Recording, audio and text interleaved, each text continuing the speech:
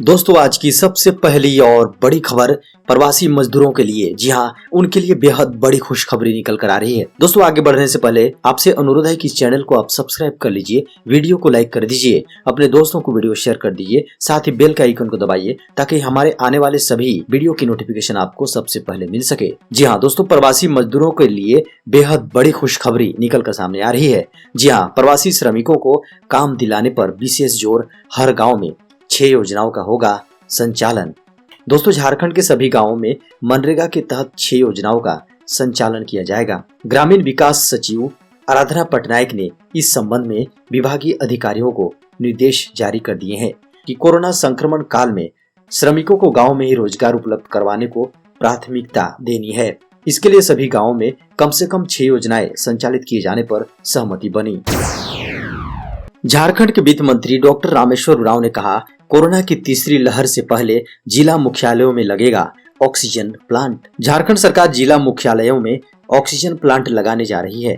वित्त मंत्री ने आश्वस्त किया है कि थर्ड फेज के पहले हम पूरी तरह तैयार रहेंगे। राज्य के वित्त मंत्री सह कांग्रेस प्रदेश अध्यक्ष रामेश्वर उरांव ने कहा है कि अब कोरोना से लड़ने के लिए हमें पहले से तैयारी कर लेनी होगी। जिस तरह से ऑक्सीजन की कमी हो रही है, ऐसे में जरूरी है कि मुख्यालय में एक ऑक्सीजन प्लांट हो।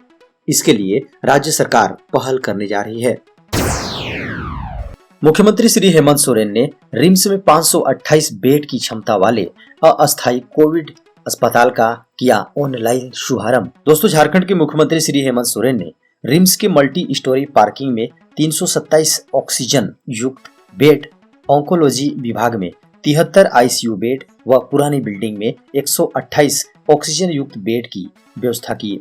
मुख्यमंत्री श्री हेमंत सोरेन ने कहा, अस्पतालों में ऑक्सीजन युक्त बेड और वेंटिलेटर समेत अन्य समाधान बढ़ाने का प्रयास हो रहा है। झारखंड सरकार का बड़ा फैसला, अब गांवों में भी कोरोना जांच के लिए स्थापित किए जाएंगे आरटीए बूथ। झारखंड सरकार अब गांवों में भी कोरोना जांच कराने पर जोर दे रही है।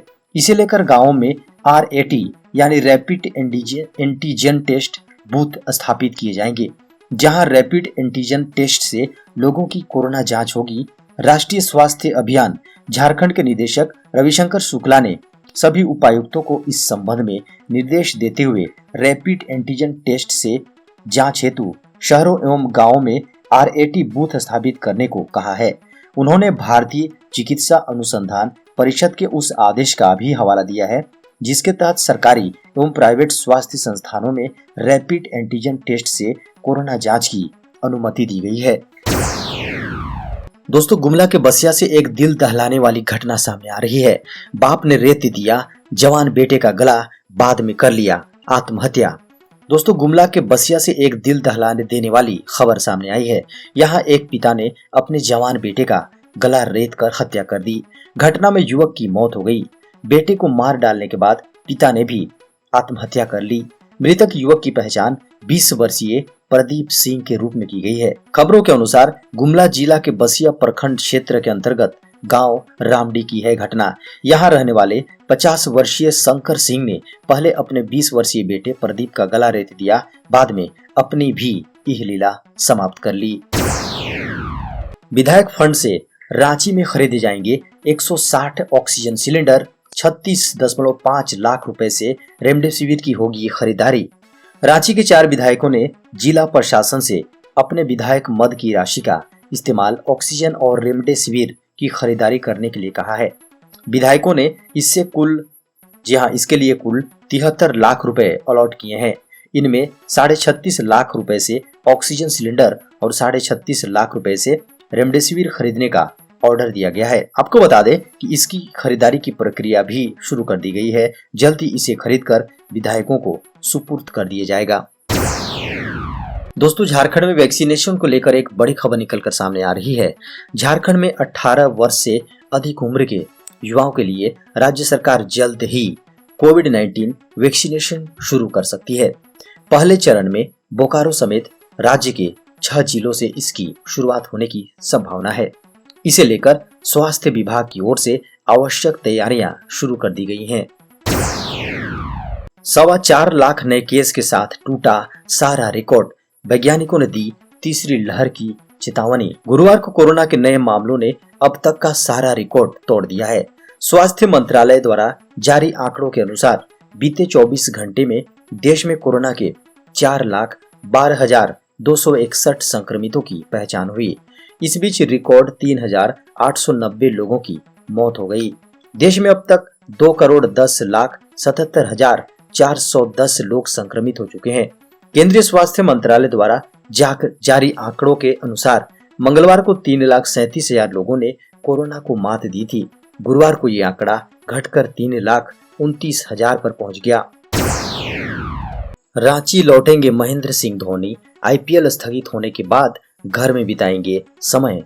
टीम इंडिया के पूर्व कप्तान और IPL franchise Chennai Super Kings मौजूदा कप्तान महेंद्र सिंह धोनी रांची लौटेंगे। वहीं टीम के बल्लेबाजी कोच माइकल हसी और गेंदबाजी कोच लक्ष्मीपति बालाजी को एयर एम्बुलेंस के जरिए चेन्नई ले जाया गया। फ्रेंचाइजी के एक अधिकारी के अनुसार महेंद्र सिंह धोनी दिल्ली से रांची के लिए चार्टर प्लेन के जरिए उड़ान भरेंगे। उनको रांची पहुंचाने के बाद चार्टर प्लेन हैदराबाद लौट आएगा। अधिकारी ने बताया कि सभी खिलाड़ियों की सुरक्षा फ्रेंचाइजी के लिए अहम है। उन्होंने कहा कि विदेशी खिलाड़ियों को जल्दी और सुरक्षित उनके घर तक पहुंचाना हमारी प्राथमिकता है। कोरोना महामारी की दूसरी लहर का असर पेट्रोलियम पदार्थों की बिक्री पर भी हुआ है। झारखंड में लागू लॉकडाउन के दौरान वाहनों का आवागमन भी काफी कम हो गया है। नतीजतन पेट्रोल डीजल की खपत में भी कमी आई है। खबर है कि पूरे राज्य में स्थित पेट्रोल पंपों की बिक्री में लगभग 50 से 55% तक की गिरावट आई है। जी आपको बता दें कि झारखंड में इंडियन ऑयल, हिंदुस्तान पेट्रोलियम और भारत पेट्रोलियम द्वारा पेट्रोल डीजल की आपूर्ति की जाती है। वहीं प्राइवेट क्षेत्र के उपक्रम रिलायंस इंडस्ट्रीज के भी कुछ पेट्रोल पंप हैं। दोस्तों, रेल यात्रियों के लिए एक बड़ी खबर निकलकर सामने आ रही है। 7 मई से नहीं चलेगी 16 स्पेशल ट्रेनें। जी हाँ, अगर आप ट्रेन से यात्रा करने का योजना बना रहे हैं तो आपके लिए यह खबर बेहद इंपॉर्टेंट है। जी हाँ, ईस्टर्न रेलवे ने 16 ट्रेनों को रद्द करने का निर्णय लिया है। ये ट्रेनें 7 मई से अगले आदेश तक रद्द रहेंगी।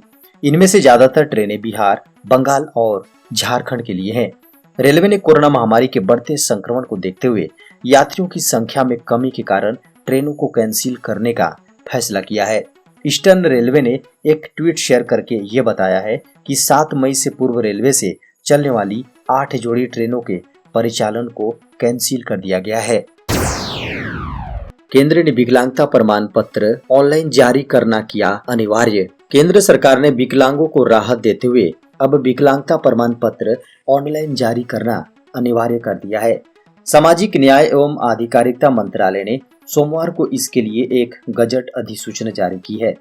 मंत्रालय के विकलांग मामलों के विभाग ने ट्वीट किया, सभी राज्यों, केंद्र शासित प्रदेशों के लिए यह अनिवार्य है कि 1 जून से UDID पोर्टल का उपयोग करते हुए ऑनलाइन माध्यम से विकलांगता प्रमाण पत्र प्रदान किए जाएं। राज्यों, केंद्र शासित प्रदेशों को अनुपालन करने की सलाह दी जाती है। धोनी की फैमिली का हिस्सा बना खास मेहमान, पत्नी साक्षी ने सोशल मीडिया में दी जानकारी।